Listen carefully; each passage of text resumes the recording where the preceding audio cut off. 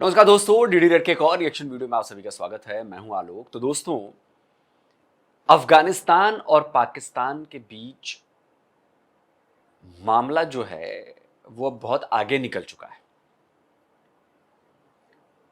और latest report के मुताबिक अफगानिस्तान ने डिप्लोमेटिकली भी घेरना चालू कर दिया है पाकिस्तान को, पॉलिटिकली भी घेरना चालू कर दिया है पाकिस्तान को, और उनकी तरफ से जवाब तो दिया ही जा रहा है। अभी पिछले हफ्ते भी पाकिस्तान ने हमला किया है तो उसका जवाब दिया ही जा रहा है। अभी देखिए, अल जजीरा की खबर है, ये 2 दिन पहले की है।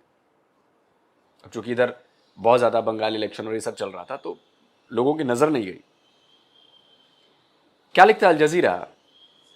Afghanistan accuses Pakistan of killing 3 civilians in war crime. अब देखिए, अब ये नया टर्म आ गया, वॉर क्राइम। अफगानिस्तान की तरफ से अब यह पोर्ट्रे किया जा रहा है कि पाकिस्तान वॉर क्राइम कर रहा है। अफगानिस्तान में बच्चों को मार रहा है, महिलाओं को मार रहा है, बुजुर्गों को मार रहा है, सिविलियन इलाके पे बमबारी कर रहा है।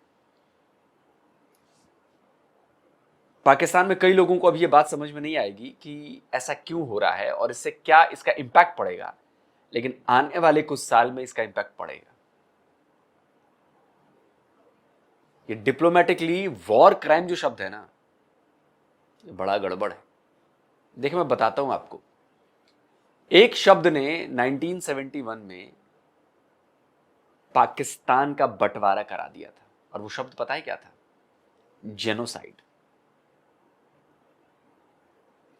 मुझे याद है बीबीसी में ये खबर छपी, मैं स्क्रीनशॉट लगा देता हूं।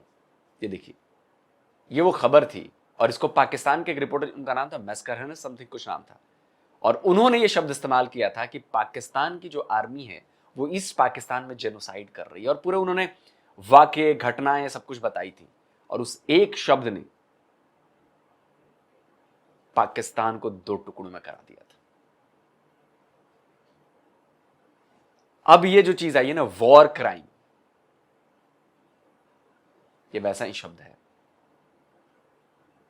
और इधर मामला क्या हुआ है? केपीके में अफगानिस्तान वाले मानते नहीं कि डूरंड नहीं, वो कहते हैं कि वो हमारा हिस्सा है। वॉर क्राइम, ये शब्द याद रखिएगा। चलिए देखते हैं जरा पाकिस्तानी मीडिया पर क्या चल रहा है। चीज़ें ख़राब होना शुरू हो गई हैं। अब इसराइल, भारत और अफ़गान हुकूमत का गठजोड़ है पाकिस्तान के ख़िलाफ़, और उनके फ्रंट मैन हैं ये दहशतगर्द तंजीमें। तो लिहाजा ये जो ज़बान समझते हैं उसी ज़बान में इनको जवाब मिलना चाहिए। हम समझा कर थक गए, हम मुज़ाकरात कर कर के थक गए। यूरोप, अमेरिका और बरतानिया, सिर्फ हम नहीं, यूरोप, अमेरिका और बरतानिया कह चुके कि अफ़गानिस्तान में दहशतगर्द तंजीमें मौजूद हैं। अक़वाम मुत्तहिदा मतलब सलामती कौंसल में बात हो चुकी कि अफ़गानिस्तान में दहशतगर्द जो हैं वो पूरे खित्ते के लिए ख़तरे का बायस हैं।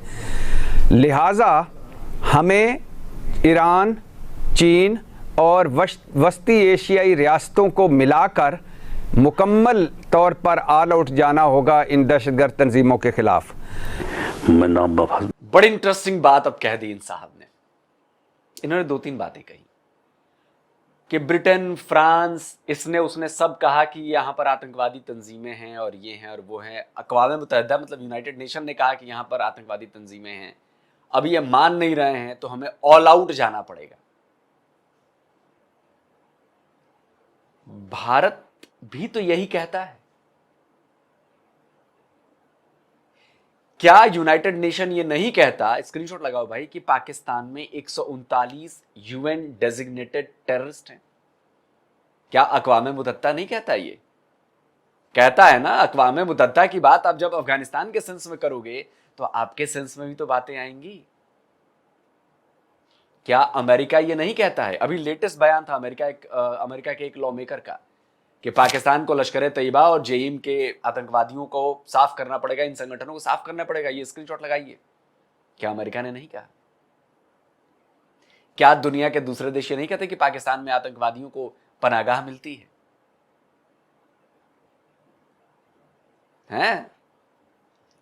क्या भारत ने आपसे हजारों बार नहीं कहा क्या भारत ने आपसे हजारों बार मिन्नतें नहीं की, बात नहीं की कि भाई बंद कर लो आतंकवादी कार्रवाई?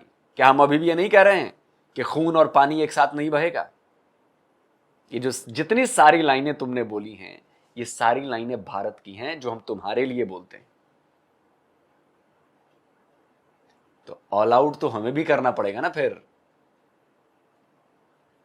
तुम अगर अफगानिस्तान की तरफ ऑल आउट करोगे तो ऑल आउट तो हमें भी करना पड़ेगा तुम्हारे खिलाफ, क्योंकि ये जो सारी दलीलें तुमने दी हैं, ये जो सारी लाइनें दी हैं, ये हूबहू वही लाइनें हैं जो भारत पाकिस्तान से यानी कि तुमसे कहता है, गुजारिश करता है।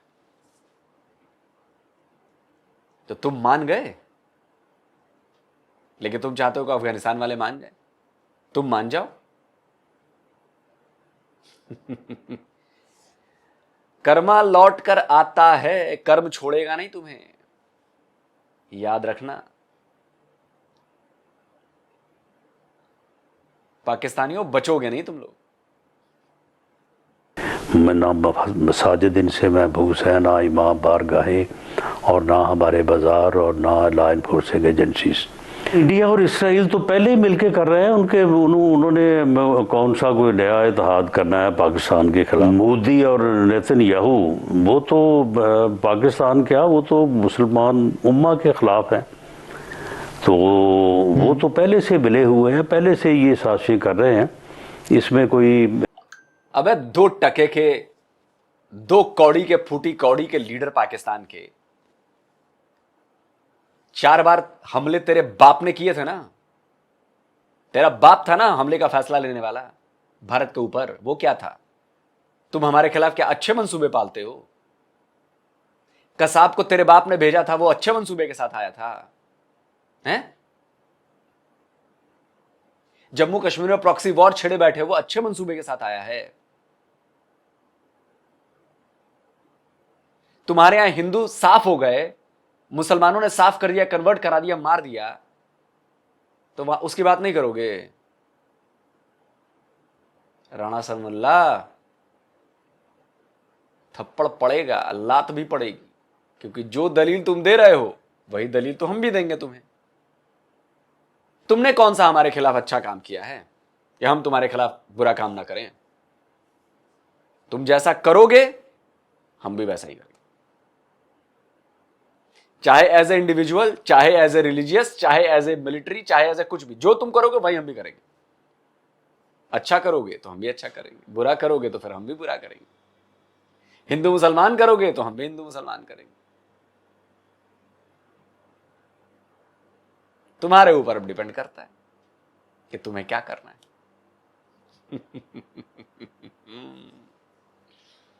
इसमें कोई नई बात नहीं है। और यहाँ अफ़गानिस्तान में भी जो है वो इंडिया पूरी तरह से मुलव्वस है, इसमें कोई शक व शुबा नहीं है। वो जो तो संदूर ऑपरेशन फेज 2 है उसको चला रहे हैं इधर से। कि ये लोग जो हैं ये तो दुश्मन तो खैर कोई भी हो दुश्मन ही होता है, लेकिन ये तो बहुत जालिम, सफाक और घटिया जो है वो दुश्मन है कि जिनसे ना मस्जिदें महफूज हैं, ना बच्चे महफूज हैं, ना औरतें महफूज हैं। मसला रियासत पाकिस्तान और रियासत अफगानिस्तान का है, और इसका है कि रियासत अफगानिस्तान क्या बनती जा रही है। वो जो कुछ आपने जिक्र किया, जिन ग्रुपों का वहां पे मौजूद है, इस वक्त खतरा किस किस को है? पाकिस्तान को सबसे पहले, ईरान को अगर वहां पे कुछ गड़बड़ होती है तो कौन इस्तेमाल करेगा? इसराइल, जो कि भारत के साथ मिलकर अफगानिस्तान में इस वक्त अमल पैरा है, और वो अपने उसके मफादात हैं, वो पाकिस्तान के खिलाफ भी काम कर रहा है और उसी तरीके से वो ईरान के खिलाफ भी इन लोगों को इस्तेमाल करेगा। आपने देखा पिछली जो ये अटैक हुआ जहां पर बलूचिस्तान के अंदर, क्या हमारे सामने बात आई कि इस वक्त जिस किस्म का असला ये जो दहशतगर्द कैरी कर रहे हैं, उसकी गालिबन जो उसकी वैल्यू है वो इतने लाखों डॉलरों के अंदर है कि जो कि हमारे वजीर दिफा ने बताया कि पाकिस्तान की रियासत भी वो अफोर्ड नहीं कर सकती। तो कोई तो है जो उनको पैसे दे रहा है। ये सिर्फ इंडिया नहीं है, ये साथ उसके पीछे एक और उसका लेके खड़े हैं डोरियां हिलाने वाले, और वो इसराइली हैं। तो इसराइल और इंडिया मिलके इस वक्त खेल खेल रहे हैं अफगानिस्तान में। ये जो खेल खेला जा रहा है, एक चीज याद रखें कि जब 2001 में जब अमेरिका यहाँ पे आया और उसने अपना इंटरेस्ट शो किया, आके हमले करने शुरू किए, किस वजह से? जब 9/11 हो गया उसके बाद तो जब तक उसका 9/11 नहीं होता, अमेरिका सामने नहीं आता। लेकिन अमेरिका के हाथ में भी खेल आ जाता है कि मैं चीन को कैसे स्लो कर सकता हूं। रूस खामोश रहता है ऐसी चीजों के अंदर, क्योंकि उसको इन्हीं लोगों को इस्तेमाल करना है, अपनी सेंट्रल एशियन स्टेट जो नियर अब्रॉड जिसे वो कहता है, ताकि उनको भी काबू में रखा जा सके, उनके खिलाफ दहशतगर्दी। तो ये दहशतगर्दी का गढ़ बन चुका है। पाकिस्तान के लिए खतरात बड़े वाज़ेह हैं। टीटीपी और आईएसआई से बढ़ के, यानी ये जो आईएसके जिसे कहते हैं, इन दोनों से बढ़ के, जिसे दाइश और टीटीपी से बढ़ के ये खतरा है जो कि पाकिस्तान को है। पाकिस्तान इनके खिलाफ लड़ता रहेगा, जंग शहजाद साहब कतर कलामी की इमाजत, इस रिपोर्ट की सूरत में आलमी राय की सिफारती हमायत आ गई, खतरात की भी आपने निशानदेही कर दी। ग्राउंड पर पाकिस्तान के करने की क्या ऑप्शंस हैं? और उससे पहले जाहिर बात है मजबूत बयानिए माशरे के, सियासतदानों के, अवाम के पीछे दरकार हैं इसको आगे बढ़ाने को। दो चीजें हैं ना जी, एक तो अंदरूनी अवामिल है ना जी, उसका अंदरूनी अवामिल का जिक्र जिस तरीके से हम पहले करते आ रहे हैं कि अंदर खाने हमें क्या करने की जरूरत है। एक उसमें बयानिए की बात आती है, सब लोग को एक पेश भी होना चाहिए, अपने जो हमारे अफगान महाजरीन है उनको हमने किस तरीके से इनखला करना है, जो सूबा है जो कि इन्वॉल्व है, चाहे बलूचिस्तान है चाहे, इन सबको एक वफाक के साथ मिलकर एक ऐसी स्ट्रेटेजी बनानी है जिसमें पाकिस्तान का दिफा जो है उसको नाकाबिले तस्खीर बनाया जा सके। तो ये तो तय होगी। मैं अब आपके सामने ला रहा हूं बैरूनी अवामिल जो कि ज्यादा बाजी होकर खतरनाक तरीके से सामने आ रहे हैं। ये खतरा हमें ज्यादा बड़ा नजर आएगा। ये अंदर वाले काम तो करने ही करने हैं, जो बाहर वाला काम है वो एक बहुत बड़ा खतरा बन के आ रहा है। उसके लिए एक और चीज सुन लीजिए, बहुत इंपॉर्टेंट आपने सवाल उठाया। पाकिस्तान को क्या करना चाहिए? पाकिस्तान को बदकिस्मती से वही कुछ करना पड़ेगा जो 1979 से लेके आज तक पाकिस्तान कर रहा है। ये नहीं कि वहां जाके कुछ ऐसी चीजें करे जिससे कि वो दो जंगें बड़ी वाली दोबारा स्टार्ट हो जाए, लेकिन कहीं ना कहीं पे एक बहुत करीबी नजर रखने की हमारी इंटेलिजेंस एजेंसीज पाल हैं, और वहां पर जिस किस्म का इंटेलिजेंस का जाल बिछा हुआ है पाकिस्तान उससे पीछे नहीं रह सकता, क्योंकि अंदर घुस के हमें पता करना है कि वहां पे हो क्या रहा है और हम किस तरीके से अपने दिफा को और बेहतर बना सकते हैं दहशतगर्दी के कॉन्टेक्स्ट में। ठीक, आमिर अहमद खान साहब, जैसे एक इंसान के भी जिस्म में कहा जाता है कि आपका अपना अंदर का डिफेंस मैकेनिज्म जितना मजबूत हो, बाहर के जरासीम से आप बेहतर लड़ सकते हैं। अंदरूनी मजबूती कैसे हासिल हो कि बाहर के दुश्मन को रोकने में वो मदद दे हमें? जो मौजूदा सूरत हाल का इनकार करते हैं, जो टीटीपी और अफगान तालिबान के गठजोड़ का इनकार करते हैं, वो दो तरह के लोग हैं। एक वो हैं जिन्होंने अपनी आंखों पर खोपे चढ़ाए हुए हैं, दूसरे वो हैं जो दूसरों सबकी आंखों पे खोपे चढ़ाने की कोशिश कर रहे हैं अपने किसी मसलहत, किसी मफाद, किसी गठजोड़ की वजह से। तालिबान ने कोई गुंजाइश नहीं छोड़ी। जिस दिन वो आए थे सबसे पहले ही दिन उन्होंने दहशतगर्दों के खड़पेंचों को रिहा किया था, उन्हें रहने की जगह दे दी थी, असले में बाकायदा उनको हिस्सा दिया था कि यह माल गनीमत है, इसमें तुम्हारा हिस्सा है, उनकी तनख्वाहें मुकर्रर करती थी। और सबसे पहले तो रियासत कंफ्यूज थी, पाकिस्तान खुद 4 साल कंफ्यूज रहा। हमने कहा कि नहीं, हम बिरादर खेलेंगे पूरे 4 साल, $7 बिलियन की इनको स्मगलिंग करने देंगे, इनको ट्रेड की कंसेशन करने देंगे, इनके लिए सारी दुनिया में सफारतकारी करेंगे तो अच्छे बच्चे बन जाएंगे। कभी बदमाश भी इस तरह अच्छा बच्चा बनता है? वो तो समझता है कि वो इस तरीके से आपसे तावान ले रहा है। अब देखिए, बीच में अब बात आ गई जनाब महमूद खान अचकज़ई साहब की, जो जाहिर है एक वो अपनी तरह के सियासतदान हैं, एक छोटे से इलाके की छोटी सी वो सियासत करते हैं जिसको अंग्रेजी में ल्यूनेटिक फ्रिंज कहते हैं। वो ल्यूनेटिक फ्रिंज के पॉलिटिशियन हैं। अब तो इमरान खान की अजमत है कि उसको उठा के पाकिस्तान की कौमी असम्बली का उन्होंने लीडर ऑफ द अपोजिशन बना दिया। आप ज़रा उनको देख लीजिए, उनकी तारीख पे। अफगानिस्तान में जब बादशाह हुक्मरान था तो वो बादशाह के हामी था, बादशाह को निकाल के सरदार दाऊद आया तो वो सरदार दाऊद के हामी थे, सरदार दाऊद के पूरे ख़ानदान को कत्ल करके जो कम्युनिस्ट आए वो उनके सबसे बड़े हामी थे। वो कम्युनिस्टों में से जो कम्युनिस्ट कत्ल करके दूसरे को रिप्लेस करता था उसके हामी थे। जब वहाँ पे रूस की फौज आ गई तो रूस की फौज के आगे उनकी पार्टी जो है वतन डांस करती रही। रूसी निकल गए, अमरीकी फौज आ गई तो अमरीकी फौज के आगे वतन डांस करते रहे, उनके भी वो हामी थे। अमरीकी फौज को चली गई, अब तालिबान आ गए, उनके भी हामी हैं। मुझे 4 करोड़ अफगानों में से एक अफगान ऐसा दिखा दें जो इतना बाकमाल हो कि जो बादशाह सलामत से लेकर और तालिबान तक सबका सपोर्टर रहा हो। What does it show? क्या ये मासूमियत है? ये नहीं है। वो अपने आप को जाहिर करते हैं कि वो नेशनलिस्ट है। Is not nationalist, is a racist, is a Pashtun supremacist in Afghanistan. मैं मजीद इस पे बात नहीं करना चाहता, बहुत अफसोस की बात। चलिए दोस्तों, वीडियो खत्म हो गया। फ्रस्ट्रेशन देख रहे हैं पाकिस्तानियों की। अफगानी बात नहीं सुन रहे, जो ये करना चाहते थे कि अफगानिस्तान को अपना 5वां सूबा बनाना चाहते थे, वो बातें नहीं सुन रहे तालिबान। करे तुम्हारी ऐसी की तैसी, और ये सुनने वाले नहीं है।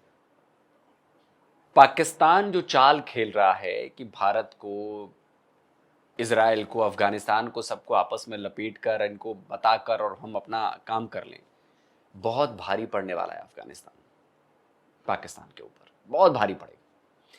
रही बात कि यूएई इजराइल का गठजोड़, और ये वो यूएई कह रहा हूं, इजराइल और इंडिया का गठजोड़ और ऐसा और वैसा, राणा सनाउल्लाह ने एक बात कही कि पूरी मुस्लिम उम्मा के दुश्मन ही। तो अगर पूरी मुस्लिम उम्मा के दुश्मन हैं तो राणा सनाउल्लाह जरा इस बात का जवाब दे दो कि आपका बड़ा बिरादर मुल्क है अजरबैजान, आप लोग बड़ी तारीफें करते हैं, अजरबैजान इजराइल के साथ बिजनेस क्यों करता है, इजराइल को तेल का सबसे बड़ा सप्लायर क्यों है, अगर वो मुस्लिम उम्मा के खिलाफ है तो? क्योंकि अजरबैजान भी तो मुस्लिम देश है और पाकिस्तान का परम प्रिय मित्र है, तुर्की का परम प्रिय मित्र है, फिर ऐसा क्यों है? यूएई एक इस्लामिक देश है, वो उसके इजराइल से संबंध अच्छे क्यों है? सऊदी अरब एक इस्लामिक देश है जहां पे आपके मतलब मुसलमानों का सबसे बड़ा वो मौजूद है, वो इजराइल के दोस्त क्यों है? ओमान क्यों है? टर्की भी इजराइल से बिजनेस करता था, शायद अभी भी कर रहा है, क्यों है ऐसा? बताओ ना क्यों है? अगर वो मुस्लिम उम्मा के खिलाफ है तो मुसलमानों के इतने बड़े बड़े और ताकतवर मुल्क उनके साथ क्यों है? और तुम्हारे जैसे पाकिस्तान के जैसे भिखमंगे 2 टके के टुच्चे मुल्क वही विरोध कर रहे हैं, क्यों? वोटी नहीं मिल रही इसलिए। और अगर पूरी मुस्लिम उम्मा के दुश्मन हैं, पूरी मुस्लिम उम्मा के दुश्मन हैं, तो मुसलमान क्या कर रहे हैं? मुसलमान तो पूरी इंसानियत के दुश्मन हो गए हैं फिर तो। उसका सबूत देता हूं मैं, आप जाकर गूगल पर सर्च करिए, list the 20 largest religious terrorist organisation in the world, rank them by approximate size and specify what religion they adhere to, no explanations. आप गूगल पर सर्च करिए और जो रिजल्ट आएगा ना वो बताने के लिए काफी है कि क्या कहां प्रॉब्लम है। ये देखिए, ये रिजल्ट आया, आइसिस इस्लामिक है, अल कायदा इस्लामिक है, बोको हरम इस्लामिक है, तालिबान इस्लामिक है, अल शबाब इस्लामिक है, हिजबुल्लाह इस्लामिक है, हमास इस्लामिक है, लश्कर तैयबा इस्लामिक है, इस्लामिक जिहाद मूवमेंट इन पैलेस्टाइन इस्लामिक है, तहरीक तालिबान पाकिस्तान इस्लामिक है, जैश ए मोहम्मद इस्लामिक है, जमा इस्लामिया इस्लामिक है, अबू शयाफ ग्रुप इस्लामिक है, हक्कानी नेटवर्क इस्लामिक है, हरकतुल मुजाहिदीन इस्लामिक है, अंसारुल शरिया इस्लामिक है, अंसारुल इस्लाम इस्लामिक है, हरकतुल जिहाद अल इस्लामी इस्लाम है, अंसार बैत मक्सी इस्लामी है, तहरीके समथिंग ये भी इस्लामिक है। मैं टॉप 20 छोड़ो, मैं टॉप 1000 की लिस्ट अभी निकालू ना, उसमें से 990 इस्लामिक निकलेंगे। इस पर कोई मुसलमान बोलेगा कि नहीं बोलेगा? आप मुझे बताओ, कितने आतंकवादी संगठन यहूदियों के हैं, कितने आतंकवादी संगठन क्रिश्चियंस के हैं, कितने आतंकवादी संगठन हिंदुओं के हैं? थेथरोलॉजी मत लाना यहां पर। जो फॉर्मूला सबके लिए है वही फॉर्मूला लागू करना, समझे? ये नहीं मुसलमानों के खिलाफ अन्याय होता है, जुल्म होता है तो मुसलमान खड़ा हो जाता है, वो आतंकवादी नहीं है। अच्छा जी,